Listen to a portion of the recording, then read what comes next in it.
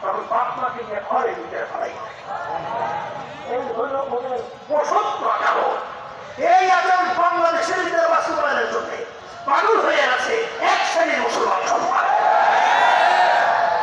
ওরা ঠিকই না হারামে আরাম নাই, হারামে আমরা ওরা একটা ঘরের মধ্যে কোনো শান্তি নেই, বাস্তব না অবাস্তব। ওরা তো ওই ফ্রি সেক্সের ওই পরিবেশ তৈরি করতে চায় না। আচ্ছা এখানে বলেন তো আপনার স্ত্রী অন্য পুরুষের সঙ্গে জমাতে যাচাই করে এমন কোন বলদ জায়গা আছে যে এই জায়গা সহ্য করবে? এই কথা বাংলা হবে।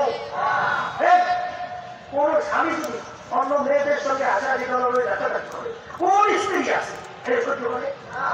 হ্যাঁ বলতে পারে না, সহ্যও করে না। টাকার তো অভাব নাই, পরিবারের তো অভাব নাই, কিন্তু অন্তরের শান্তি না থাকলে ওরা জাহান্নামে আগুনের দিকে ধাও ধাও করে যাবে।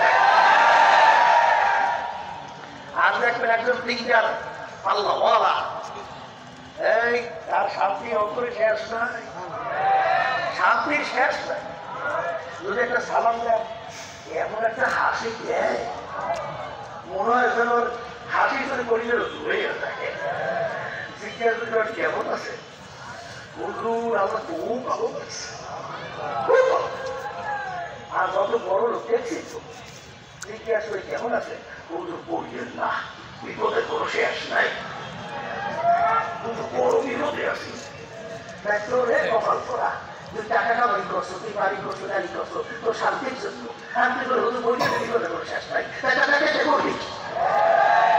এই যে আমার আপনার বাবা তুলবা কি হবে এই বক্তৃতা? এই বলুন তো দুনিয়া তো শান্তি 3 জিনিসে, কয় জিনিস? এই কয় জিনিস? এই বুঝতে পারে 3 জিনিস। একটা হলো স্বামী স্ত্রীর শান্তি, আর একটা খাওয়ার শান্তি, আর একটা ঘুমের শান্তি। এই 3 শান্তি একটাও দুনিয়া নাও বড়কে তফাতের নাই। কেউ শান্তি আল্লাহ দান করছেন এই আল্লাহ দুনিয়ার ভিতরে গরিব আল্লাহর বন্ধনের মধ্যে, আল্লাহর বাঙালিদের মধ্যে।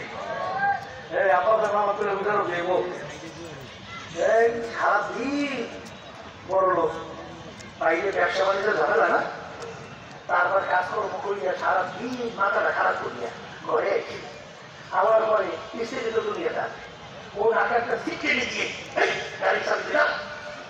বলে কি ব্যাপার? বলে আমি তো পার্কে করতে যাবো। আর ওই মাইয়াটা না পারে কিছু বলতে, না পারে সইতে, সারাদিন কষ্ট করে আসছে, একটু হাস দেবে, একটু পাশে বসবে, একটু সাক্ষর করবে, পরিবারটা ঠান্ডা হয়েছে। আর এর পরিবর্তে